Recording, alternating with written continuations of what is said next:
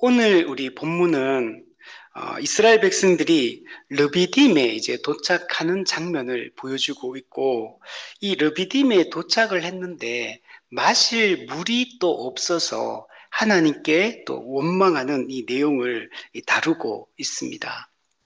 우리 출애굽 이후에 이 광야에서 물 문제 때문에 지금 원망하고 다투는 게 벌써 두 번째입니다. 출애굽기 우리 15장에서 홍해를 마른 땅으로 건너고 또 애국 군대를 물에 수장시키는 그 놀라운 하나님의 구원을 경험한 이후에 마라에 도착했는데 물을 얻지 못했고 그 물이 써서 먹을 수가 없었습니다. 그래서 그때 모세를 원망하는 내용을 우리가 살펴봤습니다. 그리고 오늘 본문에도 보면 신광야에서 먹을 것이 없다고 막 원망했고 하나님께서는 하늘에서 양식을 비같이 내려주셨어요. 저녁에는 메추라기를 또 아침에는 만나를 내려주셔서 그들을 배불리 먹이시고 그들의 모든 필요를 공급하시는 하나님의 놀라우신 구원의 은혜를 경험을 했어요. 그리고 나서 이들이 신광야를 떠나 르비딤에 도착했는데 또 백성이 마실 물이 없었고 또 모세를 원망하고 있는 것을 여러분 볼 수가 있습니다. 그러니까 참 이게 재밌어요. 이 출애굽기 내용들을 쭉 살펴보면 하나님의 큰 은혜의 역사가 있고 나서 곧바로 또 원망하고 그리고 또 하나님의 큰 은혜의 역사를 경험하면서 또 원망하고 은혜를 크게 경험했으면 그 이후에 정신 차리고 이제는 믿음의 반응을 해야 되잖아요. 믿음의 행동을 해야 되잖아요. 근데 은혜를 경험하고 난 이후에 또다시 원망하고 불평하고 하나님을 불신하는 이 배은망덕한 모습을 항상 반복적으로 보여주고 있다는 걸 볼 수가 있습니다.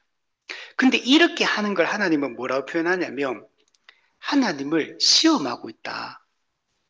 이스라엘 백성들이 하나님의 그 존재와 그분의 능력과 그분의 함께 하심과 그분의 돌보심과 그분의 인도하심과 이런 것들을 시험하고 있다라고 이렇게 말씀을 하고 있습니다. 그들의 불신의 이 행동이 그들의 믿음 없는 이 반응이 사실 하나님을 시험하고 있는 이런 행동이다라고 이야기를 하고 있는 겁니다. 그럼 표면적으로는 오늘 본문은 이스라엘 백성들이 물 문제로 인해서 원망했고 하나님이 기적적인 방법으로 그들의 필요를 채워주시는 그들의 필요 기적적으로 공급하시고 돌보시고 있다, 돌보셨다라는 이 역사적 사건을 기록을 하고 있습니다. 하나님은 이스라엘 백성들이 정말 연약하고 불신앙을 계속 보임에도 불구하고 하나님은 계속 인내하시는 걸 볼 수 있어요. 하나님 곧바로 치시고 막 공격하시고 이렇게 하는 게 아니고 하나님은 이게 계속 반복되고 있음에도 불구하고 하나님이 계속 인내하시고 참으신다라는 것들을 볼 수 있고 그리고 그들이 원망하는 것이 정당하지 않음에도 불구하고 하나님은 그들의 그 요구를 응답해 주시고 들어주십니다. 그들의 필요를 채워주시고 그들의 문제를 해결해 주시는 것을 볼 수 있습니다. 그래서 이걸 보면 하나님이 정말 얼마나 은혜로운가를 우리가 알 수가 있어요. 이스라엘 백성들의 이 배은망덕한 이 모습은 인간의 이 불경건과 이 불신과 믿음 없음을 그리고 이 죄성에 찌들어 있는 이 인간의 이 타락상을 너무나 여러분 잘 보여주거든요. 근데 하나님이 이들과 언약을 맺으셨기 때문에 그 언약에 따라 언약하신 대로 이들을 그 언약을 기억하사 이들을 버리지 않으시고 또 자기 백성을 긍휼히 여기시고 은혜를 베풀어 주시고 그들의 문제를 해결해 주시고 그들을 또 이끌어 가시는 겁니다. 이들이 스스로가 올바른 믿음의 반응을 한 건 없어요. 이들이 했던 모든 행동들은 하나님 보시기에 다 부족한 행동들입니다. 올바른 믿음의 반응을 하지 않음에도 불구하고 하나님이 그냥 계속 끌고 가고 있는 겁니다. 그죠? 우리 하다 보면은 사실 이 사회는 그렇잖아요. 하다가 정말 이 사람은 안 되겠다 싶으면 포기하잖아요. 관계를 끊고 우리가 몇 번 이렇게 하다가 이 사람은 안 변하겠다. 이 사람은 안 되겠다. 그리고 포기해버립니다. 여러분, 이거는 심지어 가족 간에도 그래요. 가족 간에도 여러분, 이 사람은 안 되겠다 싶으면요, 포기합니다. 관계를 끊어요. 절연합니다. 가족 간에도. 여러분, 그게 인간이거든요. 근데 하나님은 언약 하신 대로 그냥 그 자기 백성을 향한 하나님의 그 구원의 약속을 끝까지 지키시고 그들을 이끌어서 가나안 땅으로 하나님 나라 안으로 인도해 들이시는 것을 볼 수 있습니다. 우리 로마서 8장에도 보면 하나님이 미리 아신 그리고 미리 정하신 그리고 부르시고 의롭다 하시고 거룩하게 하시고 영화롭게 하십니다. 하나님은 자기 백성을 포기하지 않으십니다. 이게 우리가 받은 은혜입니다. 우리 정말 나 자신을 우리가 살펴봐도 그렇잖아요. 참 우리가 다른 사람을 상처받을 때 저 사람 어떻게 저럴 수 있나 이러잖아요. 우리가 저 사람 너무한 거 아닌가 막 이렇게 생각하잖아요. 근데 그럴 때마다 전 생각해 보면 내가 하나님 앞에 하는 행동을 생각해 보면 야 진짜 이게 진짜 너무하다 진짜.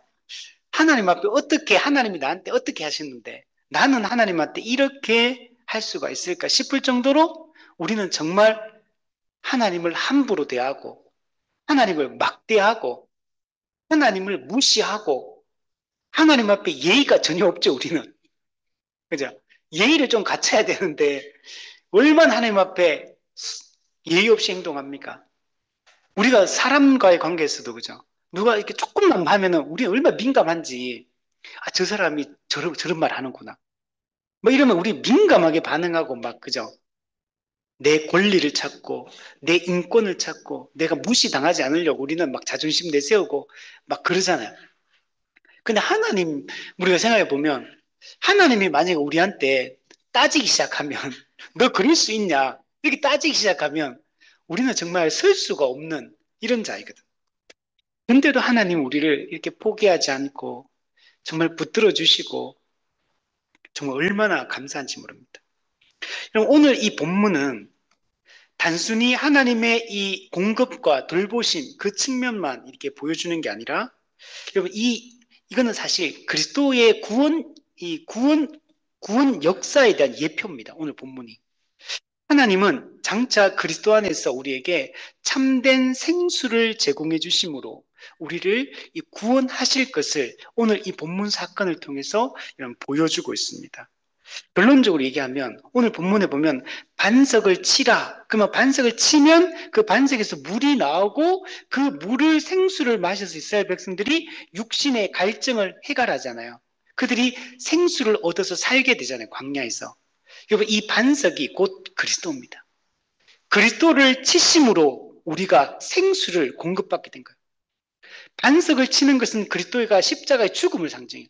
그리스도가 우리를 대신해서 우리의 반석이신 그리스도가 죽으심으로 말미암아 우리에게 참된 생수가 공급돼서 우리가 영적으로 여러분 살게 된 겁니다. 그래서 오늘 이 본문의 사건은 우리에게 매우 중요한 이 본문이라고 할 수 있어요. 우리 1절, 2절에 보면 이스라엘 백성들이 이 르비딤에서 마실 물이 없다고 모세와 다투고 모세를 원망하고 하나님을 시험하는 내용입니다. 이스라엘 백성들은 이 신광야를 떠나서 르비딤에 도착을 하게 됩니다. 그래서 이 보면은 이게 이곳저곳 다른 번역들 보면 이곳저곳을 지나서 르비딤에 결국 마침내 도착했다. 그리고 그 르비딤에 장막을 쳤다. 이런 얘기를 하고 있어요. 르비딤은 어디냐면 시내산 바로 코앞입니다. 이제 르비딤에서 곧바로 이제 시내산으로 들어가게 돼요. 그리고 그 시내산에서 하나님이 이스라엘 백성들에게 현현하십니다. 나타나시고 그들에게 율법을 주시고 그들에게 성막을 세우게 하시고 하나님과 언약을 맺으시고 놀라운 일들이 이 시내산에서 있거든요.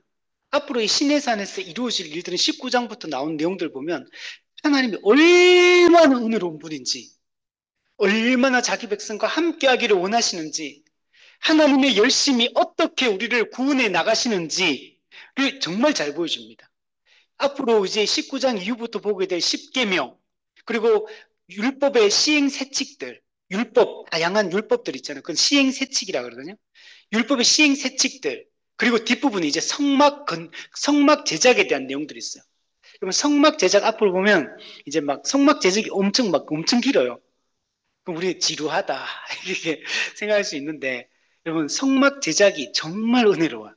성막의 이 내용들을 살펴보면 이 구원의 은혜가 듬뿍 담겨 있고, 이 속에서 우리가 발견할 수 있는 이 복음이라는 게 정말 얼마나 깊고 놀라운 것인지를 여러분 성막 제작을 살펴보면 알 수가 있습니다. 자, 이스라엘 백성들은 근데 이 르비딤이 어떤 뜻이냐면 원기 회복이라는 뜻이에요. 원기 회복. 이제 광야를 막 걸어왔잖아요. 힘들게. 그러면 이 르비딤은 이름 자체가 원기를 회복하는 곳이잖아요. 그럼 르비딤에서 원기를 회복해야 돼. 그렇잖아요. 근데 실제로는 왔는데 마실 물이 없어요. 원기를 외적으로 볼 때는 원기 회복이 아니고, 그죠? 원기 저하, 이런 거죠. 이렇게 되는 곳이에요.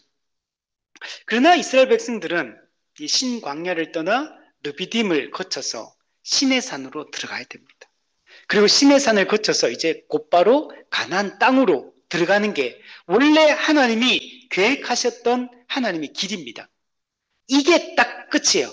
그리고 가나안 땅 하나님 나라에 들어가서 안식을 누리는 거. 이게 원래 하나님이 정한 이 가나안 경로입니다.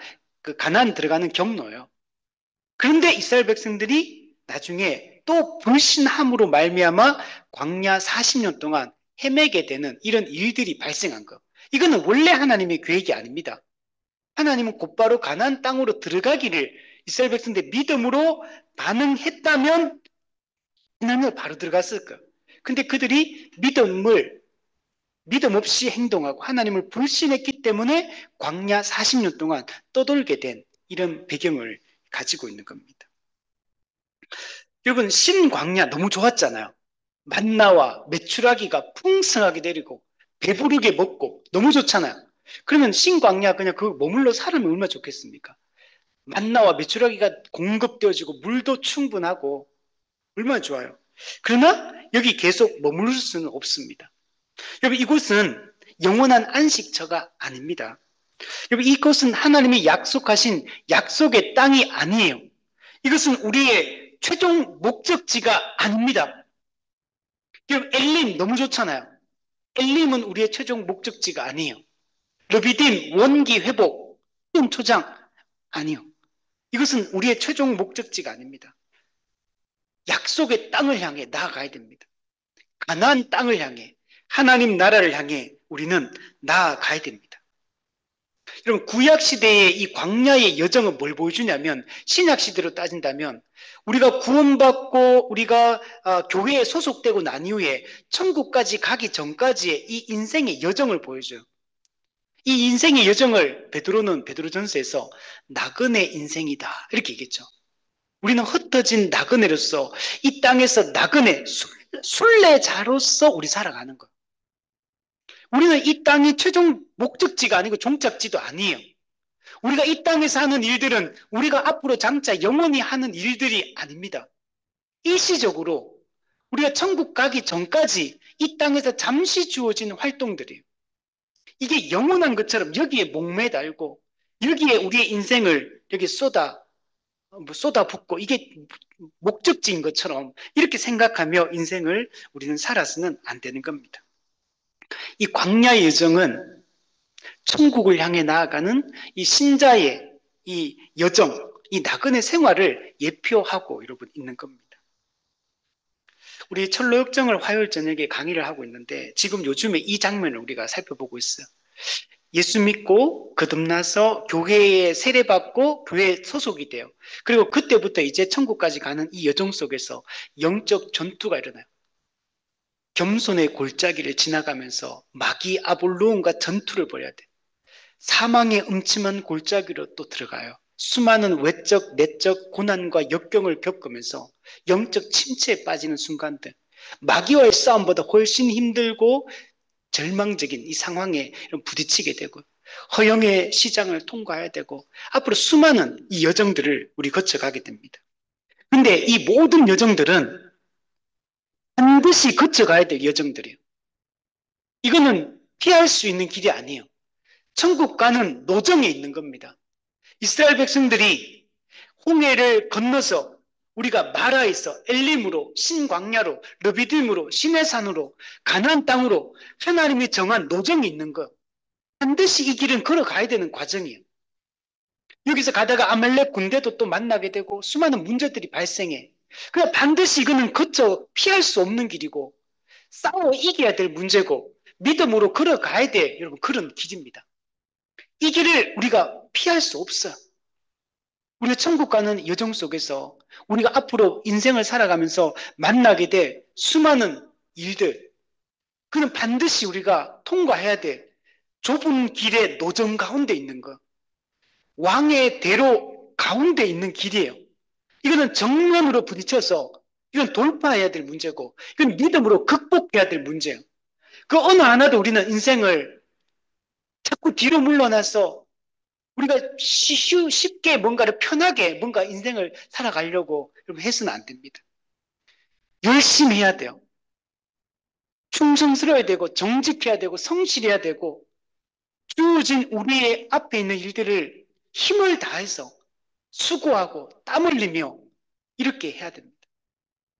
우리는 적당히 이렇게 살아갔으면 안 되는 인생. 우리 하나님 나라까지 들어가는 이 천국을 향한 이 끊임없는 나그네 인생 여정, 이거 하나하나를 우리는 성실한 태도로 부딪히며 우리가 나아가야 됩니다. 그러면 신광야는 먹을 것이 없다고 원망했을 때 하늘의 양식을 여러분 경험했던 곳이요. 배부름을 경험했던 곳이요. 이거는 신약의 오병이어 사건 때 하나님께서 믿는 무리를 배불리시고 남은 조각 12광주리를 바구니를 남겼던 하나님 나라의 풍성함을 이 땅에서부터 경험하게 하시는 것을 상징하고 있습니다. 이스라엘 백성들은 신광야에서 생명의 양식을 풍성하게 공급하는 하나님을 경험했습니다. 여러분, 왕이신 하나님이 통치하는 하나님의 나라를 이 땅에서 미리 맛보고 경험한 거예요. 하나님은 이 땅에서 우리가 살아갈 때도 마찬가지요. 생명의 떡이신 그리스도를 공급해 주심으로 우리에게 풍성한 배불름을 우리에게 주시고 이 땅에서부터 하나님 나라를 이미만 하나님 나라를 경험하면서 이 땅을 여러분 살게 하시는 겁니다. 여러분 우리는 매 순간 우리가 깨어있고 정신을 차리고 있으면 하나님의 함께 하심을 경험할 수 있어요. 이 땅에서도 하나님의 나라를 우리는 그 안식을 맛보며 살아가는 게 가능합니다. 자, 그리고 르비딤에 도착했죠. 그러면 르비딤에서 여러분 하나님을 신뢰해야 되는 겁니다. 마라에서 쓴물을 단물로 만드는 걸 경험했잖아요. 홍해를 가르는 것을 경험했잖아요. 신광야에서 기적적으로 만나오며 주라기를 공급하시고 배부르게 하시는 하나님을 경험했잖아요. 그러면 르비딤에서 원기가 회복되어서 믿음으로 이 길을 걸어 나가야 돼요. 다음 주에 아말렉과 전투하는 데에서 믿음으로 싸워서 이기며 나가야 되는 거예요. 그리고 시내산에 가서 우리가 누구인가 확실하게 하나님 앞에서 우리가 확증받고 그 하나님과 그 언약을 맺고 그리고 하나님의 함께 하심의 그 증거들을 우리가 가지며 우리가 충만하게 살아가야 되는 겁니다. 이게 우리가 가야 될 길이에요.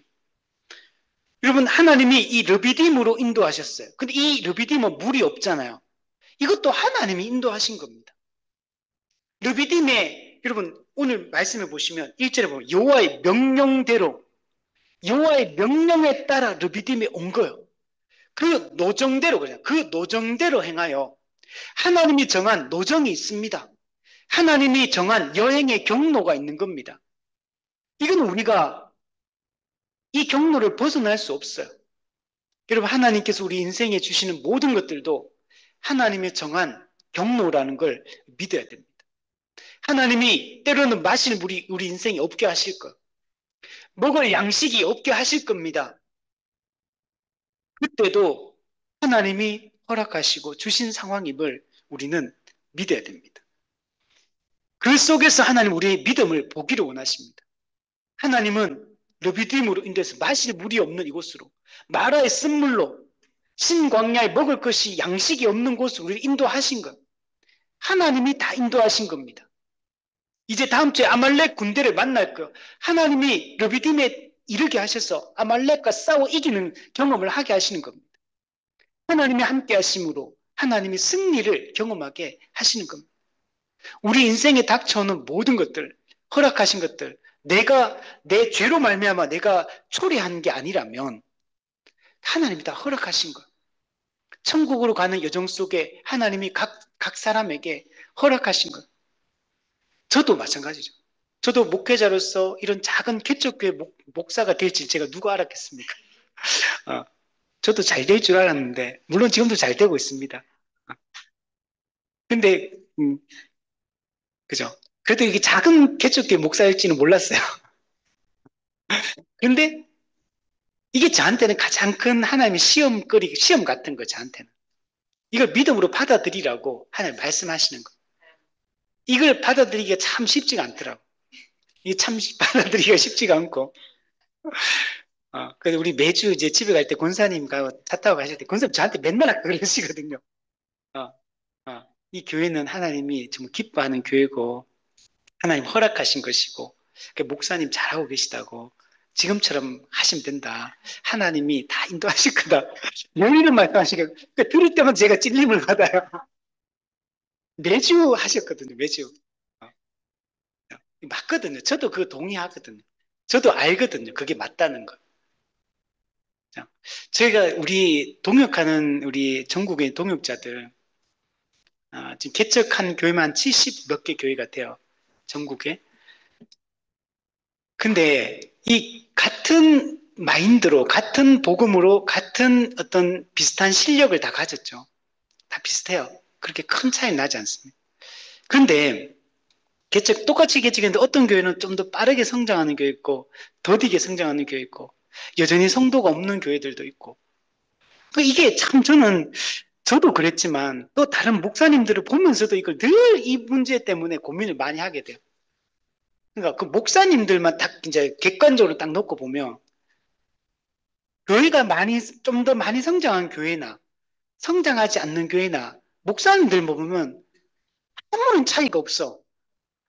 인격적으로 훌륭하고 목회에 진심이고 진심으로 영혼을 사랑하고 희생적이고 실력도 더 훨씬 뛰어난 분들이 많아요, 사실은. 인격적으로도 훨씬 훌륭한 분이 제가 보기엔 더 많거든요. 근데 이게 외적인 결과로 드러나는 부분은 우리 안에서도 물론 우리가 크다 캐도 막 그렇게 크진 않습니다. 캐도 그죠? 한 50명, 60명이지만, 그래도 차이가 나잖아요. 어쨌든 간에. 이 안에도 성도가 없는 교회도 있고, 몇 명 있는 교회도 있고, 50명, 60명이 되는 교회도 있고. 그렇지만, 어쨌든 차이가 나니까. 도대체 이게 뭐가 이런 결과를 다르게 만드느냐. 그 목회자의 그 인격이나 실력이나 또 그 태도나 이 모든 면에서는 아무런 차이를 발견할 수 없는데 왜 외적인 결과물은 이렇게 다르게 드러나느냐. 그래서 이것 때문에 막 하나님께 원망도 하고 불평도 하고 힘들어하고 그 자존심도 상하고 막 자괴감도 들고 막 그렇거든요. 근데 이제 시간이 계속 이게 지나면서 근데 하나님은 그렇게 평가하지 않는다는 걸 너무 잘 알아요. 다들. 그리고 하나님이 뭘 기뻐하시는지도 알고, 어떻게 하는 게 하나님 원하신다는 것도 다 알지만, 인간적인 욕심이 있다 보니까 아직까지 다 못 내려놓고 이제 힘들어하는 부분들이 있죠. 근데 하나님은 이제 그런 걸로 평가하지는 않아요, 분명히. 그래서 하나님 이렇게 한 것도 하나님이 정말 그냥 뜻이다. 하나님이 인도하시는 하나님이 각 사람에게 적절하게 인도하신다. 어쩌면 저도 마찬가지. 저도 이제 개척해서 제가 은퇴할 때까지 이제 한 20년 남았는데 20년 동안 어떻게 우리 교회가 세워질지 성장할지 아무도 몰라요. 또 아니면 우리 교회가 문을 닫을 수도 있겠죠. 아무도 알 수가 없어요. 아니면은 제가 도망칠 수도 있고 뭐 어떻게 될지 알 수가 없잖아요, 사실은. 그렇지만 어떻게 가든 간에 그게 어쩌면 또 하나님의 뜻일 수도 있다. 근데 열심히 우리가 해야 될 일들은 다 하겠지만, 그냥 하나님이 만약에 그냥 그런 환경으로 계속 인도하신다면, 그는 정말 하나님의 뜻인 거죠. 근데 그런 가운데서도 내가 어떤 믿음의 반응을 하느냐가 하나님의 관심이 거기에 있는 거예요.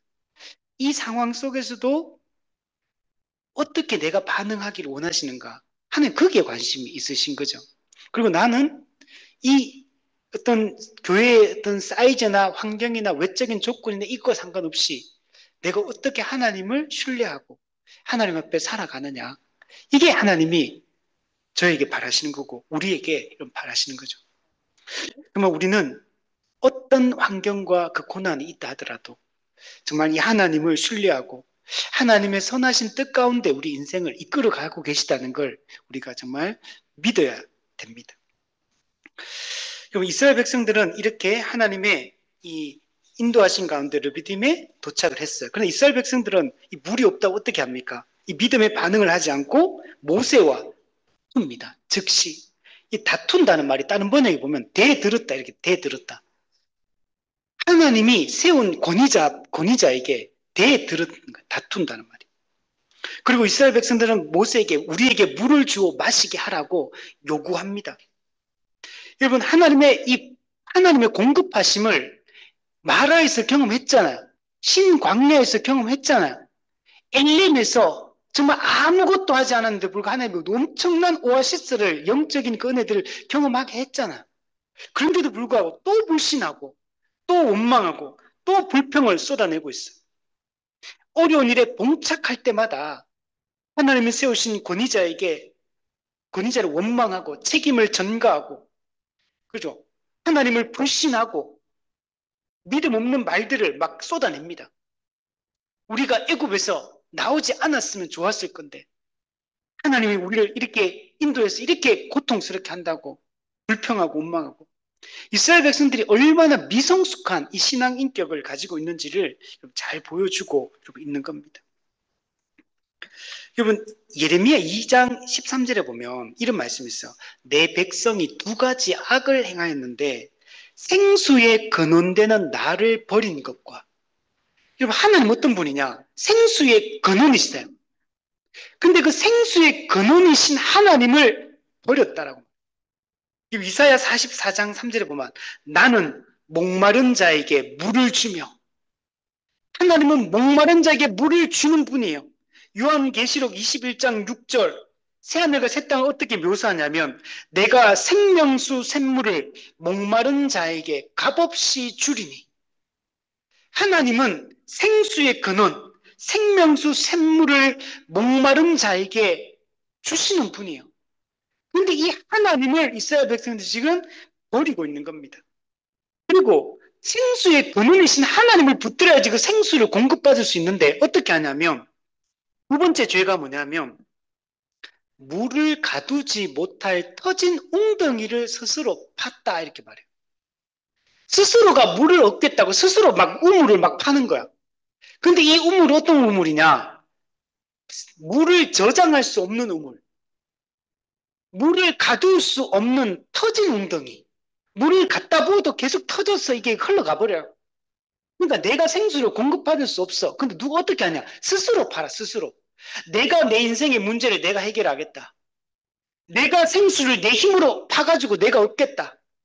내가 내 양식을 내 힘으로 얻겠다.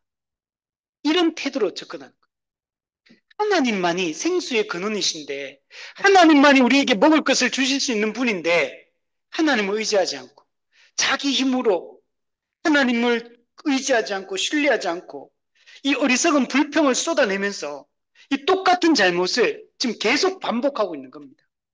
그렇잖아요. 물 문제, 떡 문제, 또 물 문제 계속 반복되고 있어. 이게 예수님께서 산상수훈에 뭐라고 했습니까? 무엇을 먹을까? 무엇을 마실까? 무엇을 입을까? 염려하지 말라.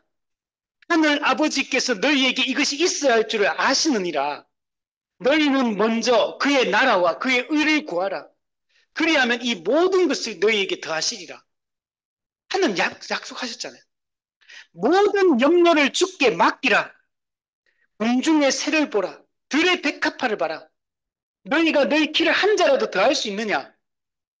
그건 하늘 아버지께서는 이 모든 일 하실 수 있다는 거. 오직 그분만이 생수의 근원이 되는 분이고 우리에게 하늘 양식을 우리에게 제공해 줄 수 있는 분이라는 사실을 우리는 믿어야 됩니다. 그런데 이스라엘 백성들은 이 배은망덕하게 이 어리석고 무지하고 완고한 이 이스라엘 백성들은 끊임없이 하나님을 불신하고 하나님을 시험하고 하나님이 세우신 지도자를 이 원망하고 불평하고 끊임없이 이것을 반복하고 있는 것을 볼 수 있습니다. 그래서 모세가 이스라엘 백성들의 이 원망을 들으니 책망합니다. 너희가 어찌 나와 다투느냐? 너희가 어찌하여 여호와를 시험하느냐? 강하게 책망합니다. 얼마 전까지 계속 물을 공급받았잖아요. 떡을 공급받았잖아요. 하나님이 함께 하신 걸 체험했잖아요. 하나님의 구원을 경험했잖아요. 그런데도 불구하고 또 모세와 다투고 모세에게 대들고 하나님을 시험하고 이렇게 하고 있는 거예요. 그 현대어 성경이 이렇게 번역했더라고. 너희가 어찌하여 내게 대드느냐? 너희가 정말 그렇게 여호와를 시험해도 되는 것이냐? 너 어떻게 그렇게 너희들 그렇게 계속 그러냐? 이렇게 모세가 책망하고 있는 걸 볼 수 있습니다. 모세는 이렇게 말합니다. 나와 다투는 것은 곧 하나님을 시험하는 거다. 나에게 원망하는 것은 곧 하나님께 원망하는 것이다. 네가 나와 다투고 나를 원망하는 것은 하나님의 구원 역사를 부정하는 것이고 하나님이 너희를 먹이시고 입히시는 것을 거부하는 것과 불신하는 것과 같다라고 말씀을 하고 있는 겁니다. 모세에게 대드는 것은 곧 하나님께 대드는 것과 같은 거예요, 사실은. 하나님 그렇게 지금 인식을 하고 있는 겁니다. 그럼 하나님을 시험했다. 시험했다는 말은 하나님의 공급과 돌보심을 의심하는 것. 하나님 진짜 내게 먹을 것, 입을 것과 마실 것을 주느냐를 의심하는 것. 정말 하나님은 정말 하나님을 신뢰하기 원하세요. 근데 이게 뭔가 이제 하나님 뭔가 분위기 보니까 주실 것 같아. 그러니까 믿는 게 아니고 사실 외적 환경으로는요. 이 광야 자체가 진짜 기대할 수 없는 곳이에요. 뭔가 채워지리라고는 도저히 상상조차 할 수 없는 왜? 경험적으로 이곳은 불가능한 곳이요. 광야요. 광야는 먹을 물이 충분하지 않아요. 광야는 먹을 양식이 충분하지 않는 곳입니다. 그는 인간의 경험적으로 환경적으로는 불가능한 곳이요. 이런 곳에서 근데 하나님은 먹이시고 입히시고 하신 거예요. 그 나중에 광야 40년을 되돌아보면서 하나님이 말씀하십니다. 너희가 한 번이라도 배고픈 적이 있느냐? 먹지 못한 적이 있느냐? 너희가 물을 마시지 못한 적이 있느냐? 너희 발이 부르튼 적이 있느냐? 너희 옷이 헤어진 적이 있느냐? 광야 40년 동안에 그들이 사실 옷을 막 여러 벌을 막 들고 다니고 캐리어에 막 들고 다닙니까? 그 당시에? 아마 한 사람당 옷이 뭐 한두 벌 있지 않겠어요? 없는 거, 거기서 막 그 광야 40년 살면서 그래서 광야에서 막 그 또 옷을 만들어내고 막 입고 다니고 막 그러지 않았겠습니까? 신발도 그들이 막 200만 명이 사는데 광야에서 뭐 가죽 신발을 신으면 몇 명이 신겠고, 뭐 집신을 신으면 몇 명이 신겠고, 뭐 나막신을 신으면 몇 명이 나무를 깎아, 나무도 별로 없어요, 그곳은. 그 뜨거운 햇볕, 그 밤의 추위, 그 짐승의 위협, 물도 없고 맛이 그 떡도 없고, 그곳에서 어떻게 살아남느냐는 거예요. 그런데 하나님이 먹이시고 입히시고 다 하셨던 거잖아요. 하나님 그렇게 역사하신 겁니다. 우리가 이것을 여러분 믿어야 됩니다. 3절에 보면 이스라엘 백성들이 모세를 향해 원망하는 내용이에요. 르비딤에서 목이 말라 물을 찾으며 모세를 원망하는데 뭐라고 원망하냐면 당신이 어찌하여 우리를 애굽에서 인도해 내어서 우리와 우리 자녀와 우리 가축이 목말라 죽게 하느냐. 앞에서 이게 똑같이 했었잖아, 앞에서. 그 전에도 왜 우리를 이렇게 끌어내가지고 고기 가마개 때 살고 떡 배불리 먹던 때가 좋았는데 왜 괜히 그 애굽에서 끄집어내가 이 고생시키느냐고 신광야에서 바로 앞전에 했던 그 말이에요. 똑같은 얘기를. 여러분, 신광야를 떠나 르비딤 왔는데 똑같은 또 원망을 똑같이 또 하고 있어. 너무한 거 아닙니까? 적어도 한번 뛰어넘고 다음에 또 원망하면 몰라. 여기서 원망이라고 해도 똑같은 원망을 또 다음에 똑같이 해, 똑같이. 여러분, 이스라엘 백성들은 여전히 노예 근성을 가지고 있어요. 이스라엘 백성들은 애굽에서 몸은 애굽에서 탈출했지만 정신은 여전히 애굽에 머물러 있는 겁니다. 이게 우리의 문제예요. 우리도 마찬가지입니다. 우리가 세상에서 하나님 없이 살다가 지금 교회에 들어왔잖아요. 우리 몸은 교회 안에 와 있어. 우리의 몸은 교회에 속하여서 살고 있지만 정말 우리의 정신이 하나님 앞에 나와 있는가? 우리의 정신이, 우리의 마음이, 우리의 생각이 정말 하나님 앞에 정말 서 있는가? 정말 하나님을 의지하고 있는가? 아니면 나는 스스로 지금 웅덩이를 파고 있는가? 나는 내 인생을 내 스스로의 힘으로 지금 개척해 나가려고 하고 있지 않는가? 내가 움직이지 않으면, 내가 액션을 취하지 않으면 하나님이 내 인생을 이끌어주지 않을 것처럼, 돌봐주지 않을 것처럼, 하나님이 공급해주지 않을 것처럼 그렇게 의심하고 있지는 않는가? 우리 자신을 돌아봐야 됩니다. 지금 이스라엘 백성들은 출애굽부터 시작해서 홍해를 가르고 이 모든 과정에서 하나님의 구원 역사를 계속 경험했잖아요. 근데 하나님의 이 구원 역사를 전혀 지금 이해하지 못하고 깨닫지 못하고 있습니다. 이스라엘 백성들 한마디로 언약 백성으로서 자격이 하나도 없는 사람들이에요. 그리고 이것도 한두 번이죠. 우리가 그런 말 하잖아요. 그죠? 한 번, 한두 번 실수하면 그건 실수예요. 근데 그게 세 번, 네 번 반복되면 그건 실수가 아니죠.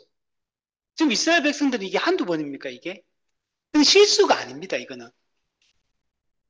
이거는 이들의 이 죄성을 잘 보여주고 있는 모습이에요. 이스라엘 백성들의 이 원망은 점점 더 심해져 갑니다. 단순히 그냥 물을 달라가 아니에요. 애굽에서 나온 것 자체를 부정하고 있어요, 지금. 출애굽의 이 구원 역사, 6월절 어린 양으로 예수 그리스도를 이 땅에 보내주셨는데 그 예수님의 그 십자가 죽음을 지금 경시하고 있는 것과 같은 거예요. 세상으로부터 죄로부터 우리를 구원해 주셨는데 이 자체를 부정하는 것과 이런 같은 겁니다. 그리고 원망하고 있는 거예요. 왜 우리를 구원해가지고 왜 이렇게 고생시키느냐고 말하고. 이런 출애굽을 누가 계획하셨고 누가 주도하셨습니까? 하나님이 다 하신 거잖아요. 하나님의 구원 역사 자체를 지금 부정하고 있는 거예요. 그 청교도 존 오웬은 이런 얘기합니다. 이스라엘 백성들의 이 태도를 지적하면서 불신앙은 과거의 은혜를 망각하게 만든다. 하나님을 불신하는 이 마음이 과거에 하나님께서 우리에게 베풀어 주셨던 그 은혜를 잊어버리게 좀 만들고 있다라고 얘기를 하고 있습니다. 여러분, 열 가지 재앙을 통해서 애굽 신을 심판하셨잖아요. 홍해를 마르고 애굽 군대를 수장시켰잖아요. 마라의 쓴물을 단물로 만들고 엘림의 오아시스를 경험하게 하고 하늘의 양식을 비같이 내려주시고 이 모든 은혜를 망각하는 겁니다. 하나님이 함께하지 않았다면 이들은 사실은 이미 이전에 다 죽었어야 될 사람들이에요. 이들은 현재 당장 눈앞에 고난, 당장 눈앞에 닥쳐있는 그 어려움 이것밖에 못 보는 거. 그 당장 눈앞에 지금 내 현재 상태, 내 형편, 내 처지 이것밖에 생각 안 하는 거. 그리고 하나님도 없고 주변 사람도 없고 오직 자기 문제, 내 상태, 내 상황 이거 앞에 그냥 모든 게 하나님의 은혜는 다 한 그릇 무시당하고 있어요. 하나님의 함께 하심을 이렇게 쉽게 잊어버리고 있습니다. 그리고 뭐합니까? 스스로 웅덩이를 파는 것. 스스로 웅덩이를 파는 것. 이 어리석음, 무지함, 물을 가두지 못할 터질 웅덩이에요. 여러분, 하나님 없이 우리가 행하는 모든 것들은 가두지 못할 터진 웅덩이 같은 거예요. 여러분, 그렇지 않습니까? 우리 경험적으로 그렇지 않습니까? 여러분, 하나님 없이 한번 살아보세요. 하나님 없이 열심히 돈 벌고, 열심히 외모를 가꾸고, 하나님 없이 열심히 이 땅의 즐거움을 누리고, 한번 해보세요. 정말 행복한지.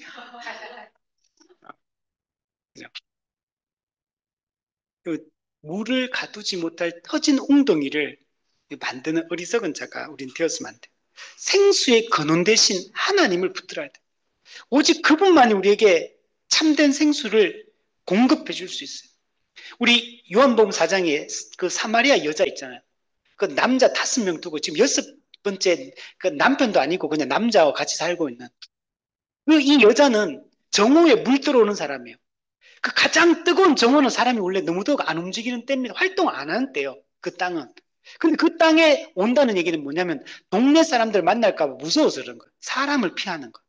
사람 만나면 맨날 정지하고 무시하고 막 그러니까 사람 만나는 게 두려운 거예요. 그 사람 아무도 안 올 때 물 들어오는 그 생수를 우물에 와가지고 그 우물 물 뜨고 있는 근데 그 생수가 한 번도 공급된 적이 없어. 남편을 지금 5명을 결혼했는데 다 실패. 이 남자를 만나면 행복할까? 안 행복해. 두 번째 남자를 받고 또 남자를 받고 또 남자를 받고 또 남자를 받고 그래도 안 행복해. 그 지금 6번째 또 그래도 할 수 있는 게 없으니까 또 새로운 남자 구해가지고 여기에 행복이 있고 여기 만족이 있을까? 이러고 살고 있는 사람이에요. 인생에 아무런 기쁨도 만족도 행복도 없는 여자.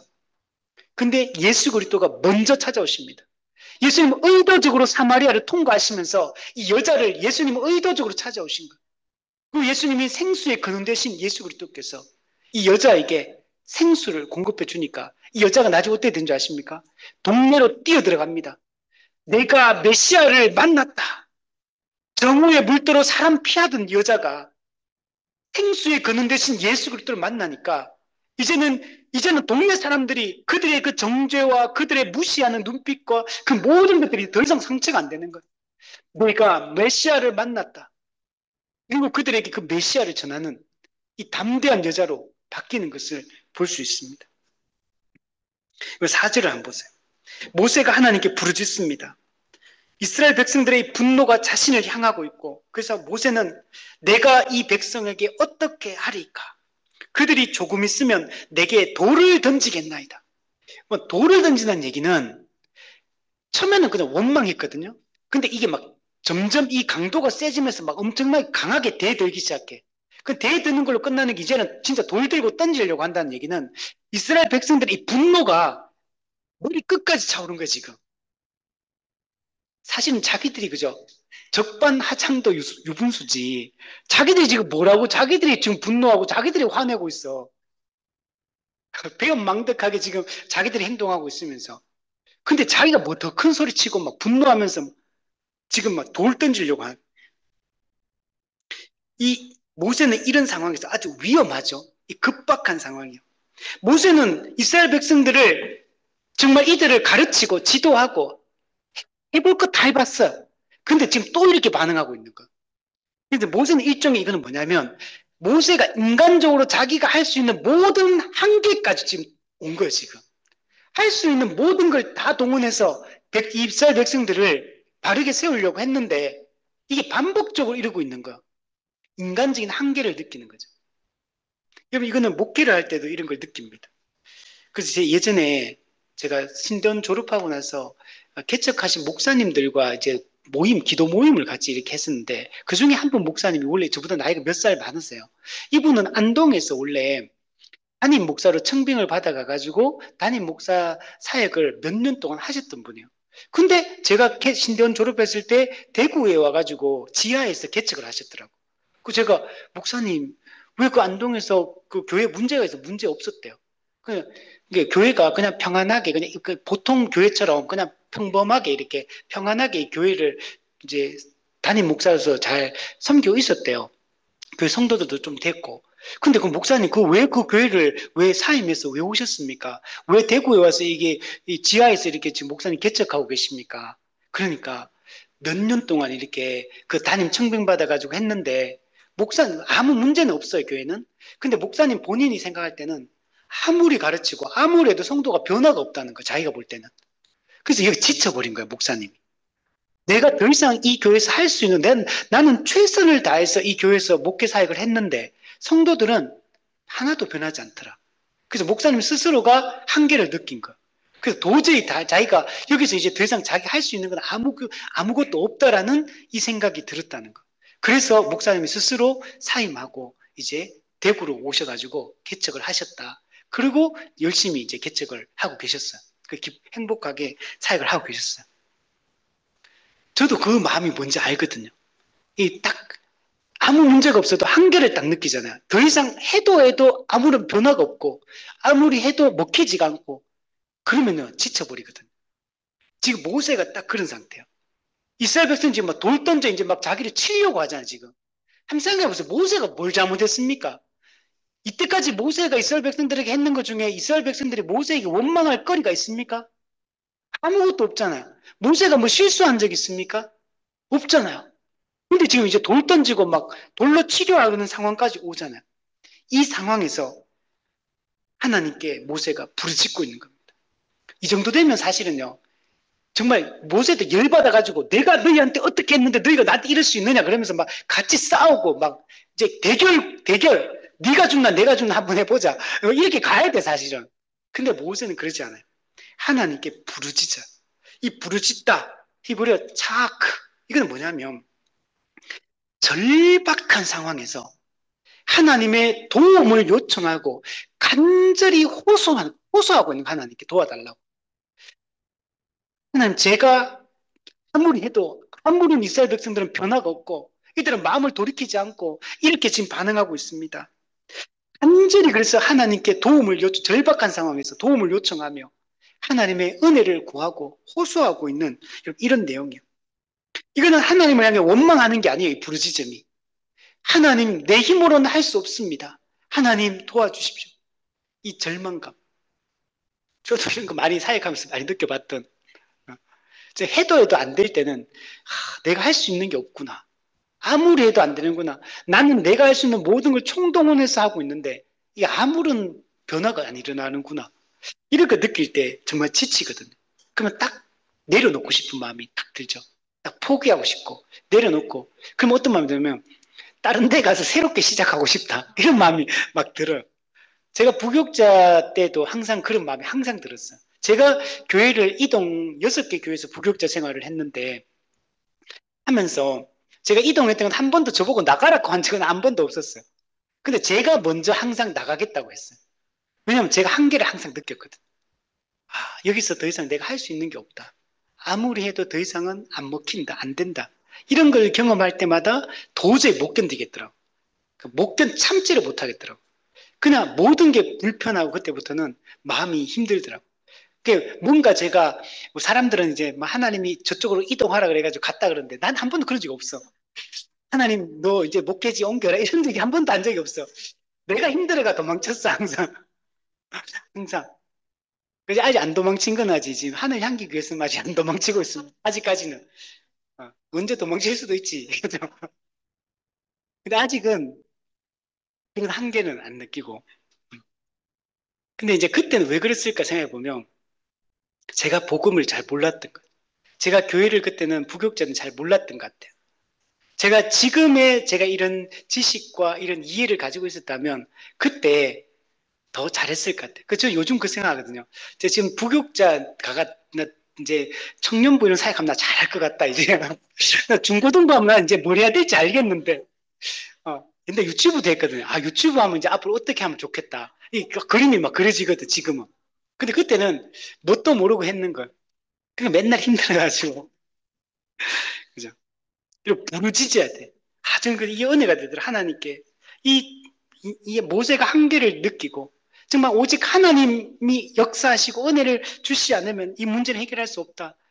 좀 하나님 은혜만 철저하게 부르짖고 호소하는, 정말 이게 정말 중요하다라고 생각이 듭니다. 이거는 하나님을 정말 철저히 의지하는 믿음의 기도를 여러분 드리고 있고, 이스라엘 백성들과 하나님 사이에 지금 원망하는 하나님의 구원의 역사를 부정하고 있는 이스라엘 백성 사이에서 모세가 지금 중보자 역할을 하고 있는 거예요. 하나님 이 백성에게 은혜를 베풀어 달라고.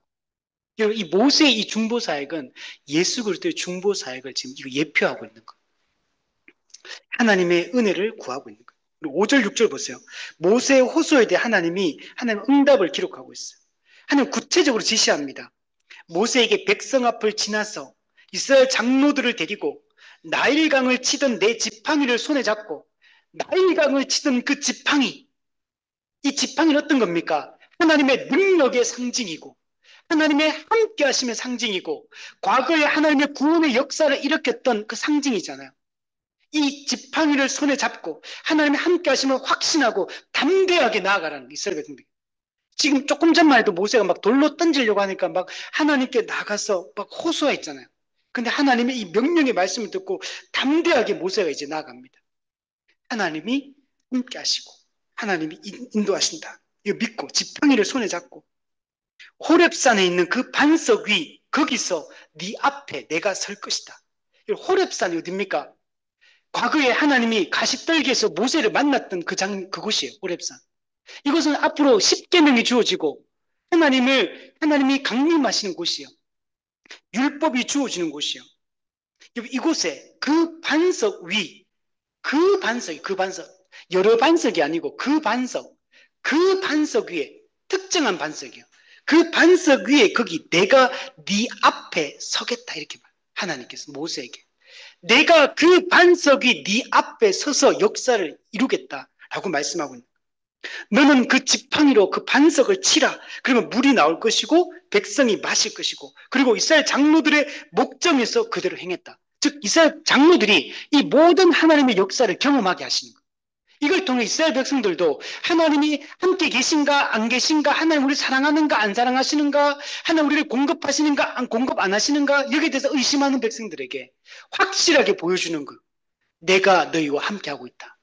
내가 너희의 모든 필요를 채워줄 것이고 내가 너희를 돌볼 것이며 너희를 인도할 것이며 너희와 영원히 함께 할 것이다 라는 사실을 명백하게 여러분 나타내 보이는 것을 볼 수가 있습니다. 하나님이 딱 서겠다는 거예요. 하나님 친히 역사하겠다는 거예요. 하나님이 일하시겠다라고 지금 말씀을 하고 있는 겁니다. 여러분, 칼빈은 하나님께서 이 반석 위에 서신다는 것은 곧 예수님의 성육신을 예표한다 그래요. 하나님이 우리 가운데 내려오셔서 우리 앞에 딱 서시고 우리 가운데 임마누엘 함께 하심을 증명해 주고 있고, 예수님이 이 땅에 성육하신 예수님이 우리를 위해 십자가 못 박혀 죽으심으로 우리에게 영원한 참된 생수를 제공해 주실 것을 여기서 미리 보여주고 있는 겁니다. 장차 예수 그리스도는 완전한 인간으로 이 땅에 오셔서 우리의 모든 필요를 채워 주실 것임을 우리에게 약속하고 있는 겁니다. 그리고 실제로 반석을 친다. 돌을 치라는 얘기예요. 바위를. 이게 상식적으로 이해가 됩니까? 돌을 나무로 치면 거기서 물이 나올 수 있나요? 아니면 예를 들면 이런 거예요. 나뭇가지 많은데 약간 축축한데 좀 습한 데다가 그 삽으로 그걸 팔아 이렇게 얘기해. 그럼 물이 나올 거다. 이러면 이해가 되잖아요. 근데 반석을 치라 이건 인간적으로 불가능한 거잖아요. 상식적으로. 근데 하나님은 인간의 상식을 뛰어넘어서 역사하는, 그 반석을 쳤는데 그 반석에서 물이 콸콸 솟아나오는, 그리고 그 200만 명 사람들 그리고 그 가축들까지 다 그 목마름을 해결해 주고 있는 것을 볼 수 있습니다. 하나님은 딱딱한 반석에서도 자연 법칙을 초월해서 하나님은 역사하는 분이에요. 하나님은 불가능을 가능케 하시는 분이에요. 하나님은 전능하신 분입니다. 하나님 없는 것을 있는 것으로 부르시고 죽은 자를 살리는 하나님이십니다. 여러분, 그리고 그 모세에게 요구되는 게 있어요. 순종이 중요합니다.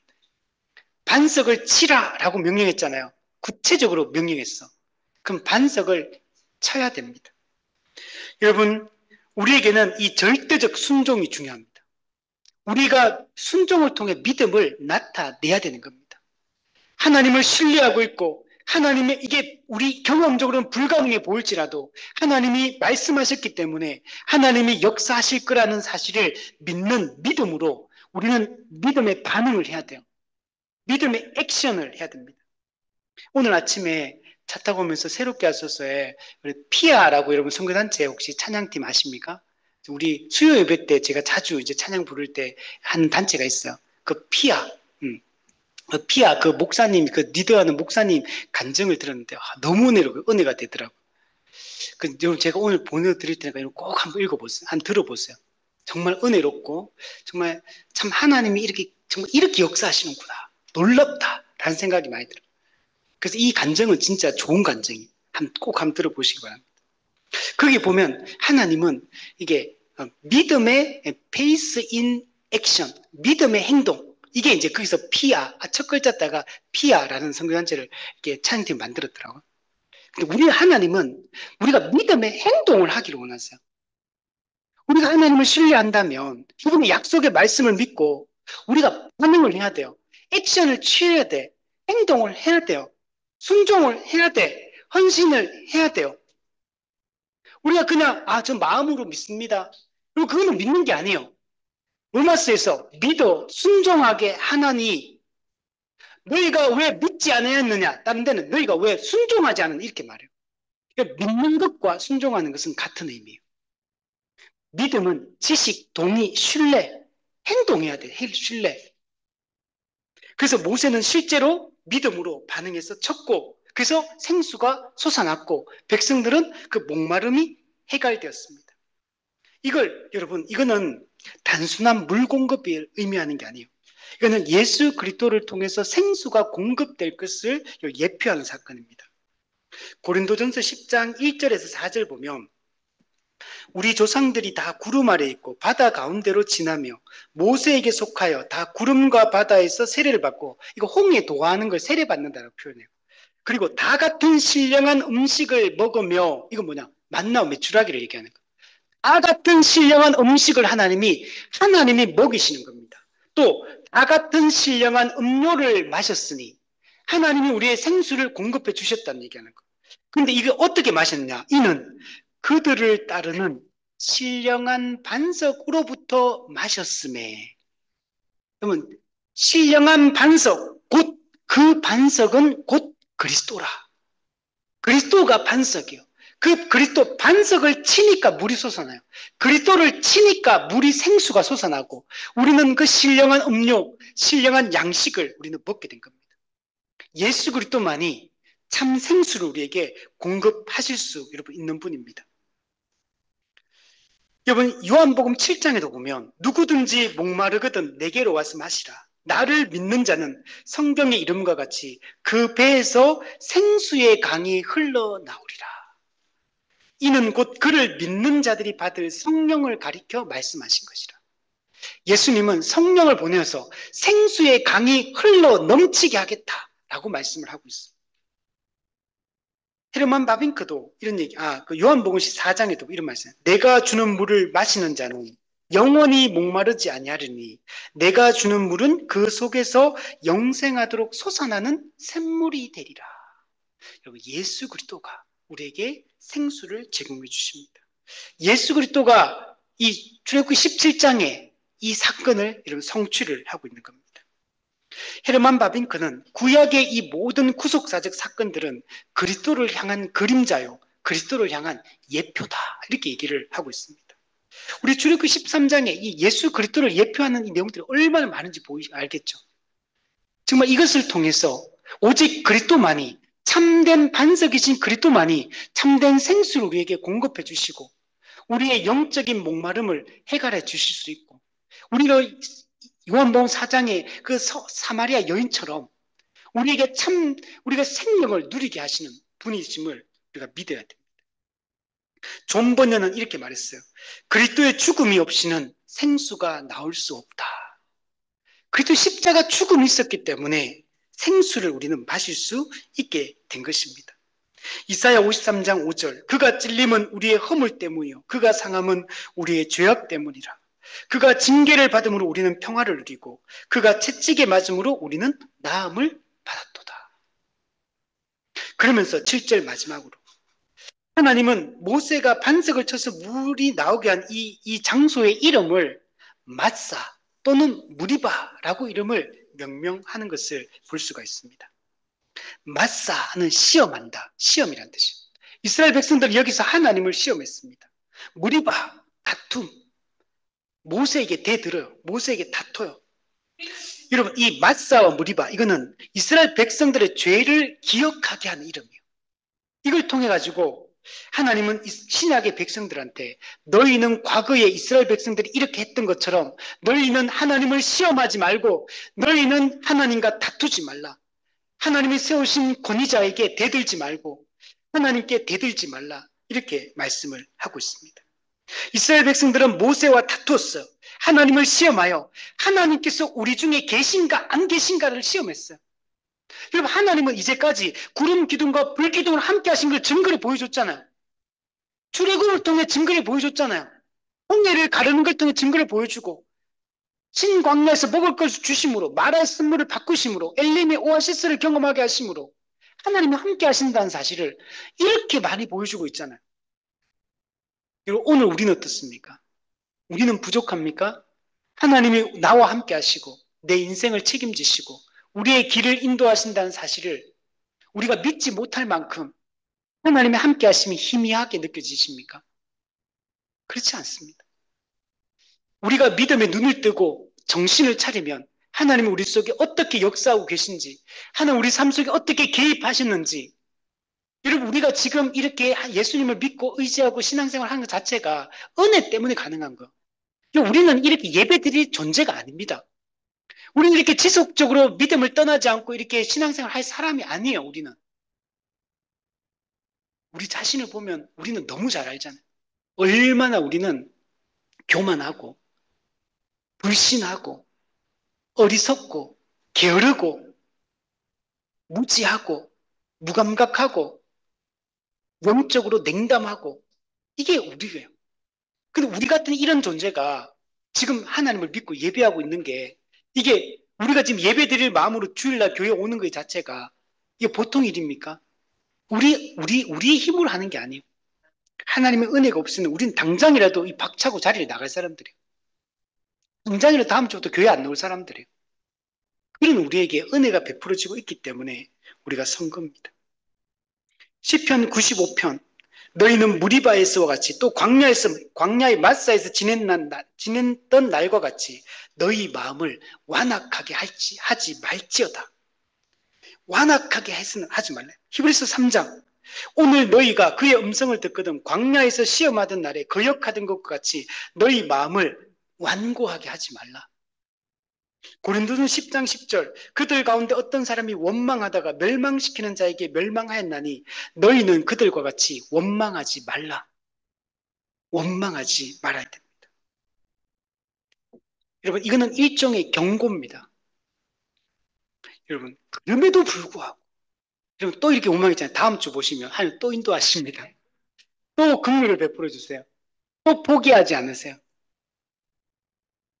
정말 이 언약하시고 신실하게 언약을 이루시고 우리를 구원해 주시고 끊임없이 우리를 인내하시고 기다리시고 포기하지 않으시고 자비를 베풀어 주시고 이 하나님의 은혜를 우리가 깊이 묵상하며 우리 살았으면 좋겠고, 이제는 우리 더 이상 우리가 배은망덕하게 하나님 앞에 행하지 않도록 하나님의 그 구속의 역사를 경홀히 여기고 업신여기지 않도록 쉽게 눈앞에 이 당장의 이 작은 고난들 때문에 원망하고 책임을 전가하고 하나님의 구원 역사를 부정하는 이 어리석은 자가 우리 되지 않았으면 좋겠고, 우리는 이미 예수 그리스도를 통해 이 참된 생수를 이미 마신 자들이에요. 우리는 오늘도 이 참된 생수를 마시는 자예요.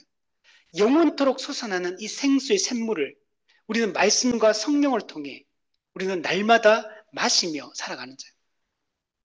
그럼 우리는 그 하나님을 예배하고 찬송하고 그분의 나라와 그분의 의를 위해서 살아가는 것이 바탕한 것입니다. 우리의 시간과 우리의 마음과 우리의 물질을 어디다 쓰겠습니까? 여러분, 우리 일주일의 삶을 우리는 어디에다 마음을 쏟고 있습니까? 우리의 마음을 지배하고 있는 생각들은 무엇입니까? 머릿속에 늘 사라지지 않는 이 많이 생각하는 건 뭡니까? 우리 시간을 어떻게 사용하십니까? 하나님을 향하여 교회를 위해 우리가 우리의 사명을 위해서 우리는 얼마나 시간을 사용하고 우리의 물질을 우리가 어떻게 사용하고 있습니까? 우리는 언제 기쁩니까? 하나님 예배할 때 기쁘고 말씀을 배울 때 기쁩니까? 아니면 이게 저처럼 축구할 때 기쁘고, 이번 주에도 축구하니까 기쁘더라고. 이번 주 제 해트트릭 3골 넣었어, 3골. 기쁘더라고. 이번 주도 이번 주는 안 하고 다음 주에 또 제가 기대하고 있습니다. 그죠? 늘 그 축구가 생각나고 이렇게. 어, 이게 우리의 기쁨이 되면 안 되겠죠. 그죠? 우리가 말씀 안에서 하나님이 그분을 즐기고 그분과 함께하는 시간을 즐길 수 있는 그런 우리가 되었으면 좋겠습니다.